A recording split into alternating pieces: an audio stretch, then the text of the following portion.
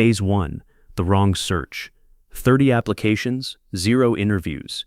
Theo rewrites his CV, rewrites it again, keeps applying to the exact same list of companies, hoping the fourth version does what the first 3 couldn't. It wasn't the CV. It was never the CV. Here's what Theo didn't know.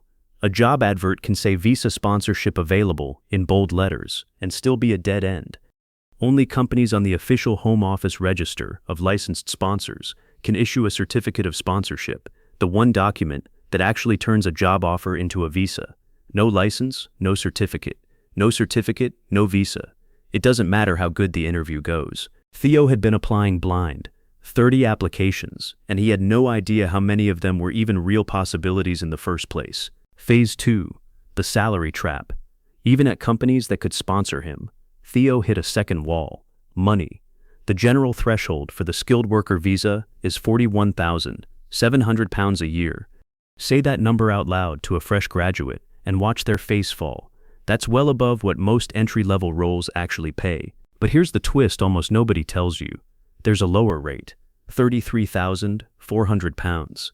It applies if you're under 26, a recent graduate, or switching straight from a student or graduate visa, which is precisely who Theo is. He'd been ruling out roles that were never actually out of reach. He just didn't know his own number. Phase 3, the moving goalposts. Third wall. The rules changed under him, and nobody sent a memo. Since the middle of 2025, the required skill level for sponsorship jumped to RQF level 6, degree equivalent. Around 180 job categories that used to qualify got quietly removed from the entire route. Jobs his older course mates got sponsored for 2 years ago, some of them don't exist as sponsorable roles anymore. Not because the jobs disappeared, because the rules moved, and Theo was still planning around the old map. Phase 4, the English line. One more wall, and this one's easy to miss if you're not looking for it. From the 8th of January, 2026, new skilled worker applicants need to prove English at B2 level, a step up from the previous B1 standard. For Theo, whose English is already strong, this isn't a real obstacle, but it's exactly the kind of quiet rule change that trips people up. Not because it's hard, but because nobody tells you it exists until you're already deep into an application. Phase 5, the fragile finish line. Here's the part that actually shook Theo. Getting sponsored isn't the finish line, it's a new start line, and it's shakier than he expected. Over 3,000 sponsor licenses got revoked in a single recent year. Compliance checks can now happen off the back of nothing more than reasonable suspicion. An employer who sponsors Theo today has to stay compliant for the entire length of his visa, and if they don't, his status can be affected through no fault of his own. Combine that with the shrinking graduate route window we already covered, 18 months instead of 2 years for anyone applying from 2027, and the picture gets clear fast. Theo isn't just racing to find a sponsor. He's racing against a clock that keeps getting shorter, toward a finish line that isn't even guaranteed to stay in place. Phase 6, what actually changed. Once Theo saw all 4 walls clearly, licensing, salary, skill level, and English, everything about his search changed. He stopped applying first and checking later.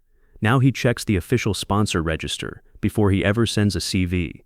Minutes, not hours, and it kills off entire categories of wasted effort before they start. He stopped assuming a low salary meant automatic rejection. Now he checks whether the new entrant rate applies to him first, because 33,400 is a very different filter than 41,700. He stopped trusting job titles. Now he checks the actual skill level against RQF level 6, because a title that sounds impressive doesn't automatically clear the bar. Phase 7, the real fix. If you're where Theo was, here's the actual playbook. 1. Check the sponsor register before you apply, every single time, no exceptions. 2. Know your real salary threshold. If you're a recent graduate under 26, 33,400 might be your number, not the higher general one. 3. Check the skill level of the actual role, not just the job title, against RQF level 6. 4. Treat a sponsored offer as the beginning of a relationship you need to keep watching, not a finish line you can walk away from. And 5. Line all of this up against your own visa clock. Whatever window you're working with, know it exactly, and don't assume the rules will hold still while you figure things out. So here's the real picture. Getting hired as an international student in the UK was never just about being good enough for the job. It's about knowing exactly which employers can legally sponsor you, which threshold actually applies to your specific situation, and which roles still qualify under rules that keep quietly shifting underneath everyone. Theo's mistake wasn't effort, he had plenty of that. His mistake was aiming 30 applications at a target he never actually verified. If you're job hunting on a visa right now, did you already know about the new entrance salary rate before this video? Let me know in the comments, and subscribe for more of Theo's story and real UK and Europe finance and visa breakdowns.